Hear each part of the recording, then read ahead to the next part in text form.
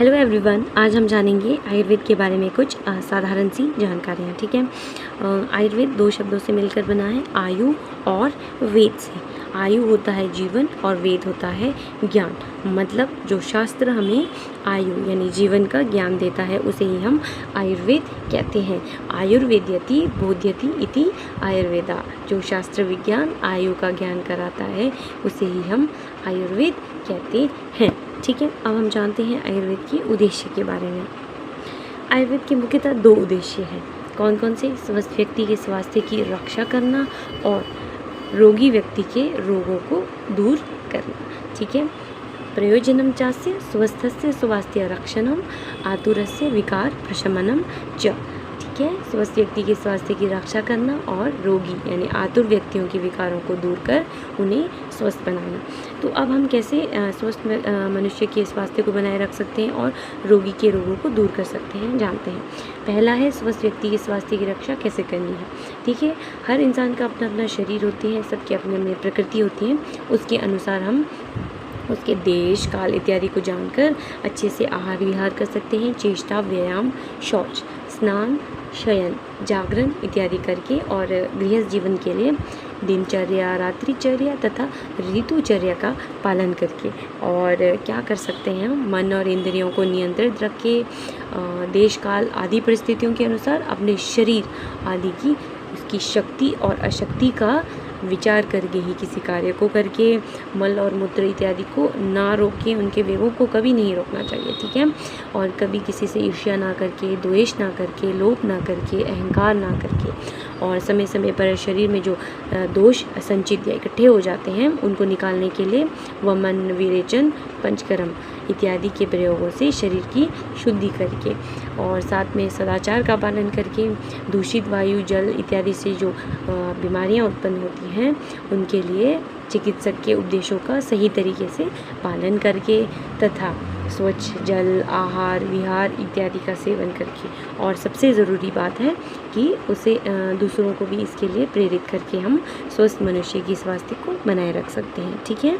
Next क्या है आपका? रोगी के रोगों को दूर करना। तो रोगी के रोगों को हम कैसे दूर कर सकते हैं? इसके लिए हमें प्रत्येक रोगों के हेतु मतलब उसके कारण के बारे में जानकर, दूसरा क्या है लिंक, जैसे कि रोगी के पूर्व रूप, उसके साइंस और सिम्टम्स को जान के संप्राप्ति यानी पैथोजेनेसिस तथा उपचानुपचार थेराप्यूटिक्स के बारे में जानकर, सबसे अंत पे है औषधि जिसका ज्ञान परम आवश्यक है। इन तीनों चीज़ों से हम क्या कर सकते हैं? रोगी के रोगों को दूर कर सकते हैं। और जैसा कहा है हेतु यानी कारण, लिंक, उसके साइन सिम्टम्स और औषधि यानी दवा, इन तीनों को आयुर्वेद में त्रिस्कंद कहा गया है। ठीक है। तो ये त्रिस्कंद क्या है? आयुर्वेद की 3 प्रमुख शाखाएं हैं जिनके द्वारा हम रोगी के रोगों को दूर कर सकते हैं और उसके स्वास्थ्य को बनाए रख सकते हैं। अब हम जानते हैं आयु के बारे में। जैसा मैंने पहले कहा था आयुर्वेद 2 शब्दों से मिलकर बना है, आयु और वेद से मिलकर बना है। तो जो आयु है अब हम इसके बारे में जानेंगे। ठीक है।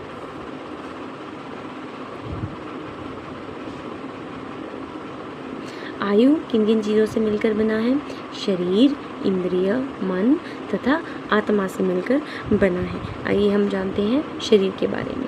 तो शरीर किन किन से मिलकर बनता है? समस्त चेष्टाओं, इंद्रिय, मन और आत्मा से मिलकर क्या होता है? आपका शरीर का निर्माण होता है। ठीक है। और मानव शरीर के स्थूल रूप से 6 अंग हैं। कौन कौन से हैं? 2 हाथ हैं, 2 पैर हैं, सिर है, ग्रीवा तथा अंतरादि यानी मध्य शरीर है। ये आपके शरीर के स्थूल अंग है मुख्यतः। ठीक है। शरीर में 7 धातुएं हैं। कौन कौन सी हैं? रस, रक्त, मांस, मेद, अस्थि, मज्जा और शुक्र। ठीक है। रस यानी बाइल और प्लाज्मा, रक्त यानी ब्लड, मांस यानी मसल्स, मेद यानी फैट, अस्थि यानी बोन्स, मज्जा यानी बोन मैरो और शुक्र यानी सीमेंट। ये 7 धातुएं हैं। ठीक है। और इन्हीं 7 धातुओं से उपधातुओं की उत्पत्ति भी होती है। जैसे मैंने कहा 7 धातुएं कौन कौन सी हैं? रस, रक्त, मांस, मेद, अस्थि, मज्जा, शुक्र। आप और एक बार कहिए मेरे साथ ताकि आपको याद हो जाए। रस, रक्त, मांस, मेद, अस्थि, मज्जा और शुक्र। ठीक है। तो रस से किस उपधातु की उत्पत्ति होती है? रस से दूध की, रक्त से कंडराएं यानी टेंडन्स और शिराएं की उत्पत्ति होती है। मांस से किसकी उत्पत्ति होती है? वसा यानी फैट। त्वचा और उसके 6 या 7 स्तर जो परत है त्वचा की, स्किन की जो लेयर होती है उसकी उत्पत्ति होती है। तथा मेद से किस उपधातु की उत्पत्ति होती है? स्नायु अर्थात लिगामेंट्स की। अस्थि से किसकी? दांत की। मज्जा से केश और शुक्र से ओज नामक उपधातु की उत्पत्ति होती है। ठीक है। अब हम जानते हैं इंद्रिय के बारे में। शरीर में जितने भी अंग होते हैं वो किसी विशेष उद्देश्य से ही बने हैं। ठीक है। किसी का काम है कि किसी विशिष्ट कार्य को करना और किसी से अनेक कार्य हो जाते हैं, और जिनसे कार्य विशेष ही होते हैं उनमें से उस कार्य के शक्ति संपन्न एक विशिष्ट सूक्ष्म रचना होती है, उसे ही हम क्या कहते हैं? इंद्रिय कहते हैं। जैसे शब्द, स्पर्श, रूप, रस और गंध। इन बाह्य विषयों का ज्ञान प्राप्त करने के लिए मुख्यतः, देखिए मैंने क्या कहा, शब्द, स्पर्श, रूप, रस और गंध। शब्द के लिए कान, स्पर्श यानी टच के लिए त्वचा, और रूप के लिए नेत्र यानी देखने के लिए, रस यानी स्वाद के लिए जिह्वा, और गंध यानी सूंघने के लिए नासिका। ये सारे इंद्रिय विशेष इंद्रियों के अंग कहलाते हैं। ठीक है। अब हम जानते हैं मन के बारे में। तो प्रत्येक प्राणी के शरीर में एक अत्यंत सूक्ष्म अणु का रूप जो होता है उसे ही हम क्या कहते हैं? मन कहते हैं, और ये केवल एक ही होता है। ठीक है। यह अत्यंत द्रुत गति वाला, यानी एक पल में यहाँ से वहाँ टहल जाता है, आपको पता ही नहीं। अभी हम ये सोच रहे हैं तो एक ही पल में हम कुछ और सोचने लग जाते हैं। तो मन द्रुत गति वाला होता है। ठीक है। किंतु यह स्वयं भी आत्मा के संपर्क के बिना अचेतन होता है।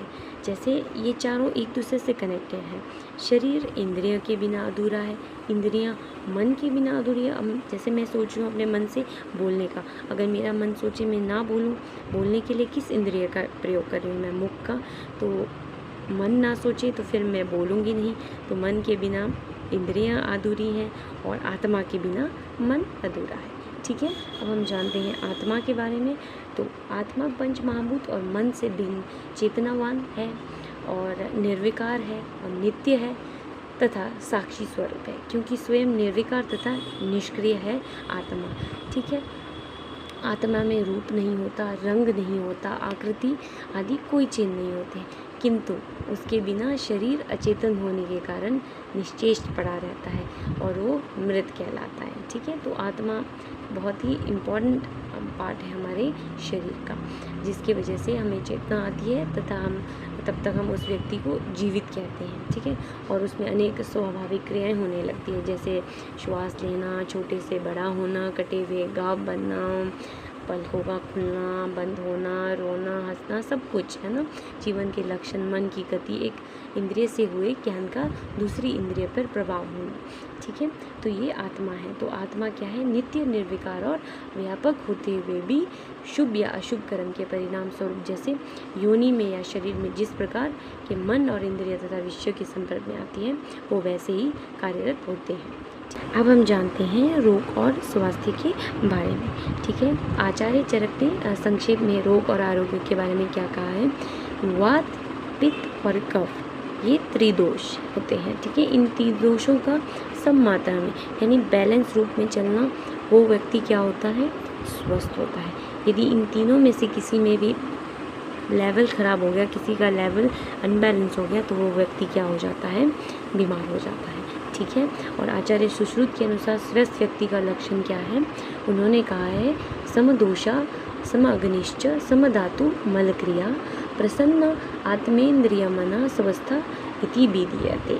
अर्थात जिसमें सभी दोष सममात्रा में हो, समदोषा, अग्नि सम हो, समाग्निश्च, धातु मल और उनकी क्रियाएं भी सम हो, समधातु मल क्रिया उचित रूप से चल रही हो, तथा जिसकी आत्मा इंद्रियां और मन प्रसन्न, आत्म इंद्रिया मना प्रसन्न हो, शुद्ध हो, उसे ही स्वस्थ समझना चाहिए। स्वस्थता इति अधीयते, उसे ही क्या करना चाहिए?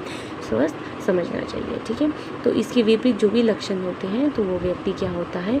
अस्वस्थ होता है, और रोग को विकृति या विकार भी कहते हैं। ठीक है। अब हमने क्या जाना था? 3 चीज़ें, वात, पित्त और कफ। ये क्या है, त्रिदोष है।